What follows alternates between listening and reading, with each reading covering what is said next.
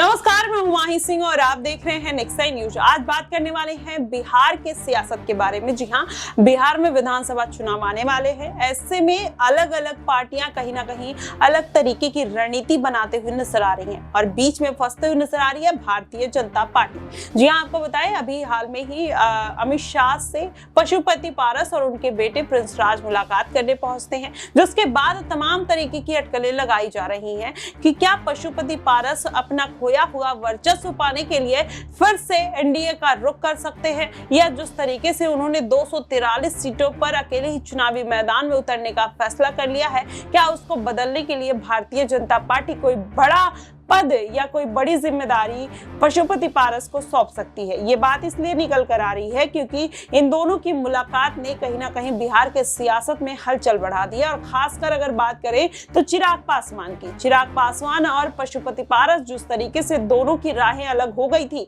माना ही जा रहा था कि दोनों एक दूसरे को देखना भी पसंद नहीं करते हैं और एक दूसरे के साथ किसी भी तरीके का कोई रिश्ता नहीं रखना चाहते हैं। और इसके बाद चिराग पासवान ने जिस तरीके से 5 सीटों पर जीत दर्ज की और वहां पर पशुपति पारस को दरकिनार कर दिया गया, लेकिन फिर से एक बार अमित शाह से मुलाकात ने कहीं ना कहीं बिहार में हलचल बढ़ा दी है। वहीं अगर देखा जाए तो लेटरल एंट्री को लेकर, वक्फ बोर्ड को लेकर और चिराग पासवान जिस तरीके से जातीय जनगणना और आरक्षण के मुद्दों को लेकर भारतीय जनता पार्टी को घेरते हुए नजर आ रहे हैं, उससे ये कहा जा रहा है कि हो सकता है कि अब भारतीय जनता पार्टी पशुपति पारस के जरिए अब चिराग पासवान को नीचे थोड़ा डाउन करने की कोशिश करते हुए नजर आ रही है। क्योंकि ये बात इसलिए निकल कर आ रही है कि कुछ दिन पहले जब नीतीश कुमार और चिराग पासवान की अनबन 2020 में देखने को मिली थी, तब कहीं ना कहीं पशुपति पारस को भारतीय जनता पार्टी पुश देते हुए नजर आई थी। अब फिर से अगर ऐसे समीकरण बनते हैं तो कहीं ना कहीं चिराग पासवान की जो बगावती सुर है, कहीं ना कहीं भारतीय जनता पार्टी को परेशान करते हुए नजर आ रहे हैं। और यही कारण है कि पशुपति पारस उसका पूरा फायदा उठाना चाहते हैं।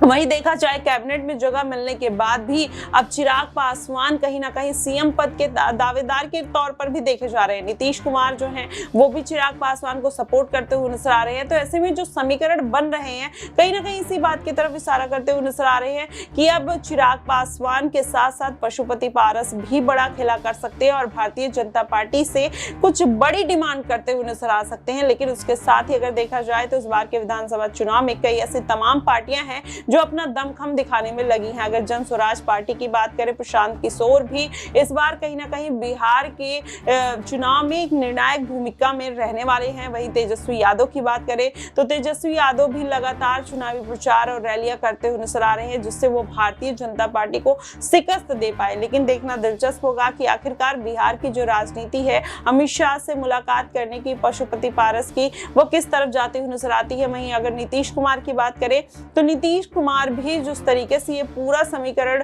बिठाने की कोशिश कर रहे हैं, इस बार वो 10वीं बार कहीं ना कहीं मुख्यमंत्री के पद पर आसीन होने की कोशिश कर रहे हैं। क्या उसमें कामयाब होंगे, या फिर नीतीश और चिराग सरकार पर दबाव जिस तरीके से डाल रहे हैं, क्या आने वाले दिनों में भारतीय जनता पार्टी इन दोनों को दरकिनार कर देगी और पशुपति पारस को आगे करती हुई नजर आएगी? फिलहाल देखना दिलचस्प होगा। आपको क्या कुछ लगता है, आप हमें कमेंट बॉक्स में जरूर बताइएगा। फिलहाल के लिए बस इतना ही। देश और दुनिया की तमाम खबरों के लिए हमारे साथ बने रहिएगा नेक्स्ट टाइम न्यूज पर।